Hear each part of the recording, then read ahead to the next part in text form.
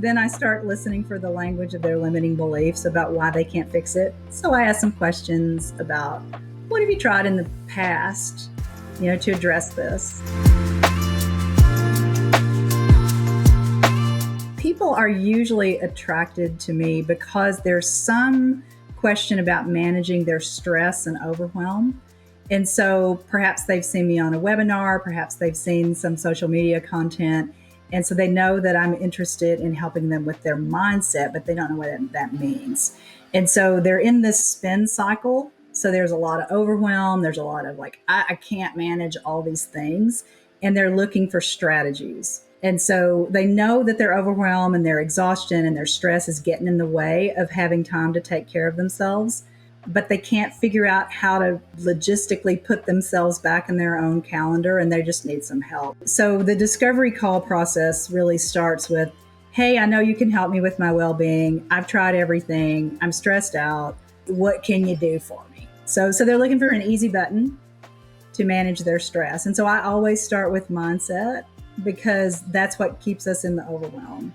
So I'd let them talk, tell me more about your stress and overwhelm is where we always start. And they'll give me I'm stressed out because I have too many projects. I'm a board member. I've got 3 kids.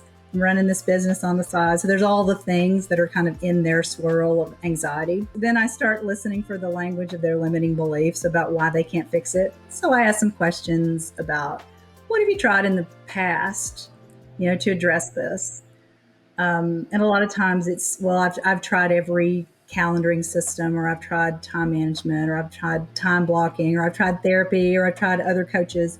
So there's a lot of just conversation about, what have you tried in the past to address it?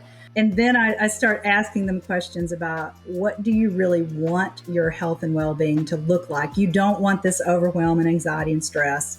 What do you want? Kind of where mindset comes in is you really don't know what you want because you're getting in the way of it with all the limiting beliefs and the chatter and all the anxious spin. So I try to turn the conversation toward what they want, and then they realize they don't know. And that's when I really start to say, well, here's where this type of coaching can help, because we can really get specific about what it is that you do want with your overall well-being, mind, body, spirit, community. What do you really want, so that we can come up with an action plan? And so they're intrigued. It does sound like I need some help with this. And so sometimes I talk about the tools that I use, but really initially it's about just understanding where they're stuck. The discovery call is really dependent upon where they've been getting in their way, with having time to take care of themselves. So a lot of the initial conversation is about time. And tell me all the reasons that you can't fit yourself in your own calendar.